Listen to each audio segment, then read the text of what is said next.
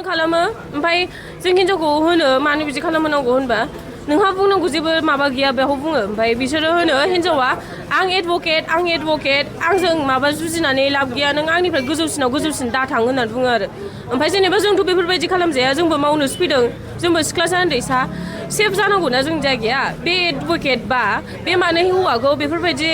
माबा खालामहोनांगौ बेफोरबायदि मानो आखु देखायहोनांगौ एडभकेट बा ल'खौ मिन्थिखानानै मानो बेफोरबायदि हिनजावसाफोरखौ दांहोजोबनांगौ बिसोरो सिङाव सीसी केमेरा दं गासिबो सीसी केमेरा दङ मावग्रानि माबा बारान्दानिफ्रायनो रुम सिङाव जे मावग्रा रुम बेयाव गासिबो दंजोबो आरो ओमफ्राय ओरैजाय गावसोर थाग्रा थियाय गैया आरो लामासिम गासिबो सीसी केमेरा दङ भइसबो खोनाजोबखायो गासिबो खोनाजोबो प्रुफ दङ ना माबा बिबा मोनगोन आरो माने सानफ्रोमबो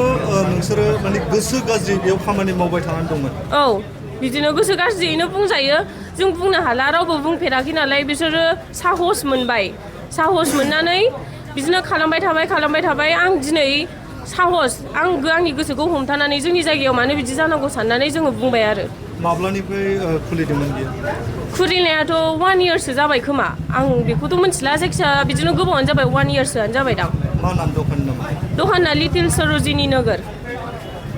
जाय मानसिफ्रा गावसोराव थानानै मावो बिसोरखौ मा खालामो होनबा बिसोरो दाङो मोदोमाव ओमफ्राय बिदिनो सेक्सुवेलि माबा खालामो आरो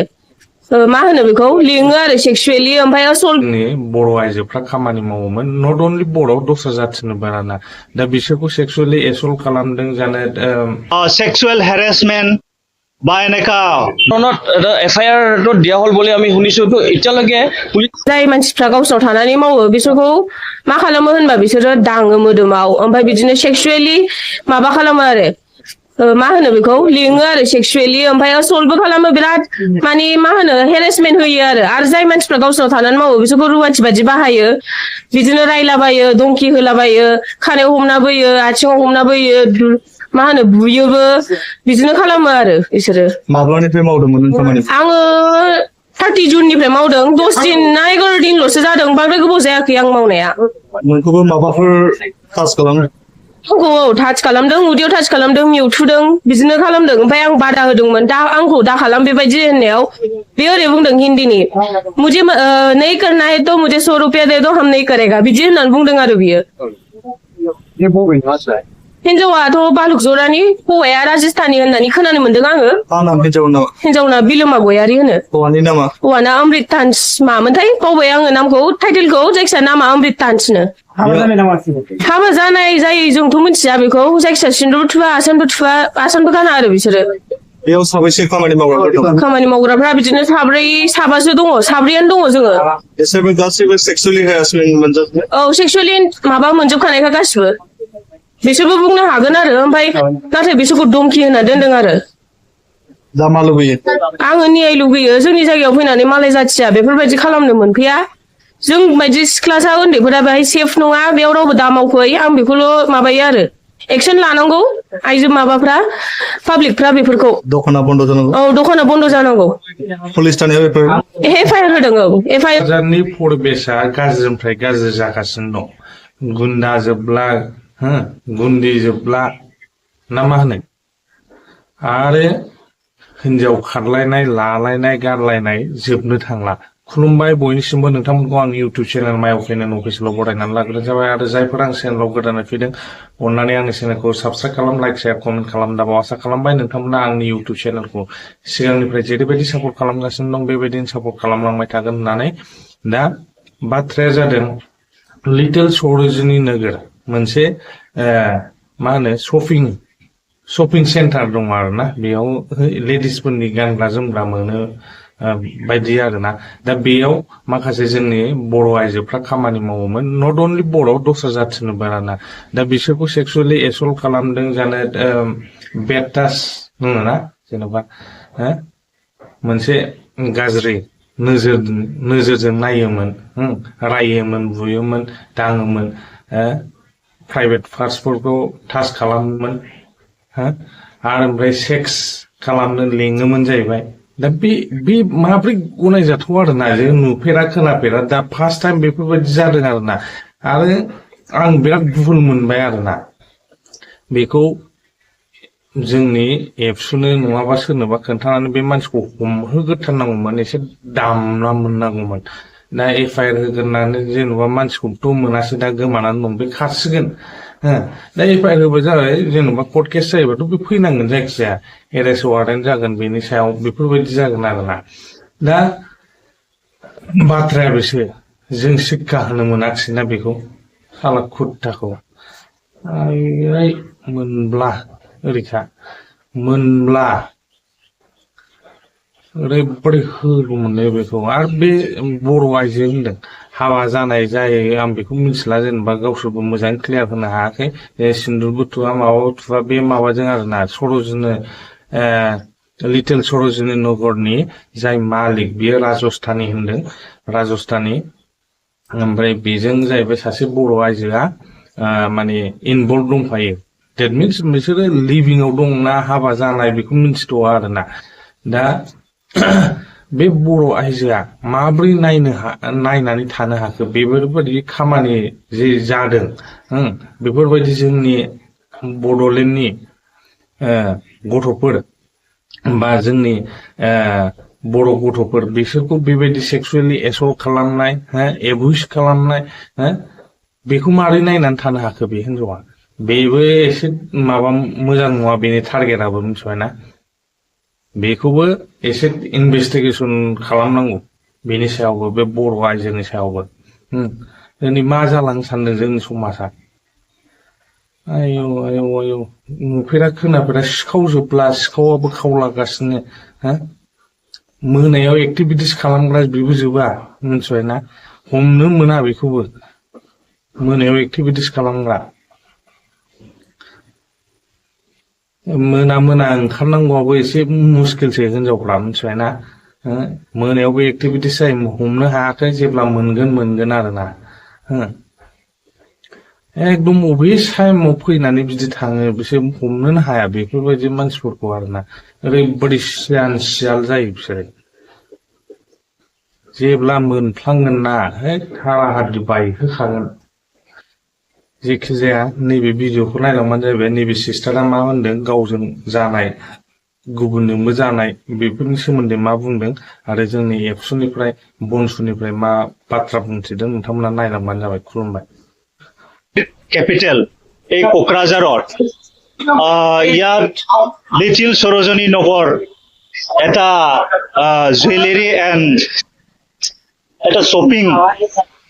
ইয়াৰ অনাৰ আমৰাথান ৰাষ্ট্ৰগী ইয়াতে বহু দিনৰ পৰা নিজৰ দোকানটো চলাই আছে তো ইয়াত আমি যোৱাকালি শুনি পাইছে যে ইয়াত কাম কৰা ছোৱালীবিলাকৰ ওপৰত বা মহিলাবিলাকৰ ওপৰত যেটো সেক্সুৱেল হেৰাসমেন্ট বা এনেকা মলেষ্টেশ্যন এনেকা বহুত দিনৰ পৰা হৈ আছে বুলি আমি গম পাইছো তো এই কথাটো লৈ পেলাই যিবিলাক ইয়াত কাম কৰা ছোৱালীবিলাক যোৱাকালি কোকৰাঝাৰ পুলিচ ষ্টেচনত এফআইআৰ লজ কৰা হৈছে অলৰেডি তো এইটোৰ কাৰণে আমি কোকৰাঝাৰ পুলিচ ডিপাৰ্টমেণ্টক আমি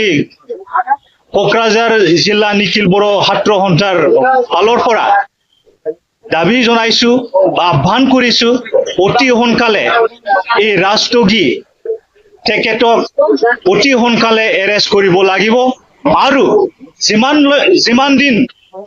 এই মানে ৰাষ্ট্ৰগীক এৰেষ্ট নকৰে এই দিনলৈকে এই দোকানটো বন্ধ হ'ব লাগিব সিল হৈ থাকিব লাগিব এইটো আমি আফচুৰ পালৰ পৰা কোকৰাঝাৰ জিলা আফচুৰ পৰা মানে আমি আহ্বান জনাইছো যোৱা দুদিন ধৰি এটা ভইচ এটা মানে ফেচবুকত ভইচ এটা পাই তেনে তাতে গম পাইছো যে ইয়াত মানে ডিটেইলছ বিষয়টো গম পাই তেনে আমি খবৰলৈ পাইছো ইয়াতে লিটিল সৰোজনী নগৰ যিটো মানে কোকৰাঝাৰ ষ্টেটৰ বডলেণ্ড কেফে অপজিটত এখন মানে লিটিল সৰোজনী নগৰ বুলি এটা দোকান খুলি ৰাখিছে তেওঁলোকে কাপোৰৰ তাৰে মালিকজন হ'ল এজন ৰাজস্থানী বা বহিৰাগত তেওঁৰ নাম হ'ল অমৃতন ৰাষ্ট্ৰগী না তো তেওঁৰ মানে অভিযোগ মতে তেওঁ ইয়াৰ মানে আজি এবছৰ দুবছৰ ধৰি মানে নতুনকৈ মানে স্থাপিত কৰিছে ইয়াতে লিলিয়াছ মাৰ্কেট বুলি। তাতে মানে আমাৰ বড়ো বা আমাৰ অসমৰ অসমীয়া তেওঁলোক ছোৱালীবিলাকৰ মানে ইয়াতে ভেকেঞ্চি থকা হিচাপত তেওঁলোকে মানে ইয়াতে নিজৰ বা চাকৰি কৰিবলৈ তেওঁলোকে ইয়াতে আহিছিলে। তো তাতে তেওঁলোক অভিযোগ দিয়া মতে আগৰ সময়তো তেওঁলোকে মানে তেনেকুৱা কৰি আছে যে মলেষ্টেশ্যন বা ছেক্সুৱেল এছল্টমেণ্ট বা কোনোবা প্ৰাইভেট পাৰ্টছত টাচ কৰা বা কোনোবা বেলেগ ডিৰেকশ্যন দিয়া তেওঁলোক মানে আগৰ পৰা পাই আছে। তো ঠিক তেনেকুৱাই যোৱা দুদিন ধৰি আমাৰ বড়ো ছোৱালী এজনী মানে ভণ্টি তেওঁ মানে বেছিকৈ কিবা পালে তেওঁলোক মানে ক'লে কি এনেকুৱা কৰিছে আমাৰ মানে প্ৰাইভেট পাৰ্ট বা আমাক বেয়া নজৰত চাই বা বেয়া ডিৰেকশ্যনত দিয়ে তেওঁলোক মানে এই হিচাপত তেওঁলোক আমাক জনালে। আমি ছ'চিয়েল মিডিয়াত যোগেও পাইছোঁ। তো ঠিক ধৰণৰ এটা FIR দিয়া হ'ল বুলি আমি শুনিছোঁ। তো এতিয়ালৈকে পুলিচ প্ৰশাসনে এৰেষ্ট কৰিবলৈ তেওঁলোক মানে সক্ষম হোৱা নাই। কি কাৰণত? এটা বহিৰাগত ৰাজ্য আমাৰ নিজৰ আমাৰ যোনটো বড়োলেণ্ডৰ ৰাজধানী কোকৰাঝাৰ নিচিনা জেগাতে তেওঁলোকৰ সুৰক্ষিত নাই। তো সেই সময়ত প্ৰশাসনক আমি এইটোৱে অনুৰোধ কৰিছোঁ যে বহিৰাগতৰ পৰা আহি তেনে ইয়াতে বিজনেছ কৰিছে, বিজনেছ কৰক, কিন্তু তেওঁক এৰেষ্ট কৰি আইনগতভাৱে চাজা দিবলৈ আমি অনুৰোধ কৰিছোঁ যে আমাৰ যোনটো SC ST এট্ৰচিটি এক্ট আছে সেইটো ধাৰাটো লগাই তেনে তেওঁক যেনেকৈ নহওক এৰেষ্ট কৰক। আজিৰ ভিতৰত যিজন নেকি এৰেষ্ট নকৰে সেইদিনালৈকে আমি ইয়াৰ কাৰণে আমি মাতি যাম। আৰু পুলিচ প্ৰশাসন আৰু অসম আৰক্ষী আৰু আমাৰ মাননীয় মুখ্যমন্ত্ৰী হিমন্ত বিশ্ব শৰ্মা তেওঁকো কৈছে যে আমাৰ বহিৰাগত এইবিলাক মানে যিখিনি ব্যৱসায় কৰিব আছে তেওঁলোক মানে ভালকৈ কৰক। আৰু আমাৰ যিখিনি আমাৰ ট্ৰাইবেল বা বড়ো ছোৱালীবিলাকে মানে বহুত সময়খিনিৰ পৰাই আমাৰ তেওঁলোকৰ ছেফটি বা সেইটো মানে চাই পিনে তেওঁলোকে সংস্থাবিলাকত কাম কৰক বা তেওঁলোকে কিবা এটা মানে ভাল লাইফষ্টাইলটো কৰিব পাৰিম বুলি তেওঁলোকে চবকে মানে তেনেকুৱা কৰিব নালাগে বা ভালকৈ তেওঁলোকে নিজৰ ভাবি চিন্তি নিজৰ ফেমিলিটো চাই তেনে আৰু নিজৰ ফেমিলি বা মা দেউতাকেও ভালকৈ মানে কি কৰিছে কি কৰা নাই সেইটো মানে ভালকৈ চাব লাগে আৰু খবৰ ল'ব লাগে দিনে ৰাতি ক'ত কৰে। আমাৰ দাবী হ'ল কি আমাৰ দাবী হ'ল যে আমাৰ বনচুৰ তৰফৰ পৰা এইটোৱে দাবী কৰিছে যে তেওঁক অতি শীঘ্ৰে এৰেষ্ট কৰক আৰু এই দোকানখন চিজ কৰি দিয়ক।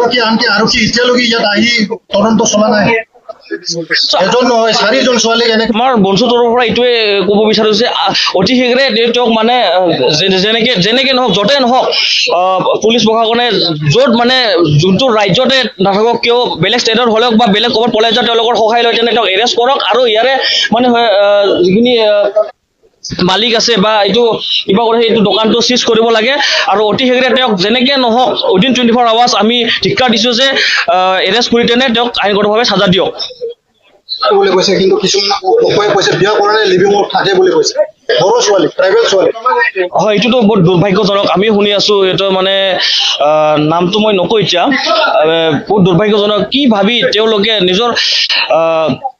ইমান এনেকুৱা আগৰ ইমান এনেকুৱা শুনি আছে বা দেখি আছে যে আমাৰ বড়ো ছোৱালীবিলাকে কি কাৰণত তেনেকুৱা মানে কিবা এটা ফেচিলিটি বা নিজৰ ট্ৰাইবটো নেগলেক্ট কৰি বেলেগ ট্ৰাইব বা বহিৰাগত মানুহবিলাকৰ লগত এনেকুৱা লিভিং ৰিলেশ্যন বা ৰিলেশ্যনত গৈ মানে বহুতে দেখি আছে মানে উইদাউট মেৰেজ বা আমাৰ বহুতখিনি দেখি আছোঁ যে আমাৰ যোৱা সময়ছোৱাতো আমাৰ যিমানখিনি বড়ো ছোৱালীবিলাকৰ যোৱা গুৱাহাটী বা আমাৰ বেলেগ বেলেগ ষ্টেটৰ বেলেগ কি হৈ আছে সেইটো দেখিও মানে বড়ো ছোৱালীবিলাকৰ মানে কিয় সজাগ নহয়। তো বনচুৰ তৰফৰ পৰা এইটোৱে কওঁ যে সজাগ হ'বলৈ হ'ল আৰু মা দেউতা বা আমাৰ বড়ো ল'ৰা ছোৱালীবিলাকৰ পেৰেণ্টছকো এইটো অনুৰোধ কৰিব বিচাৰোঁ যে অতি শীঘ্ৰে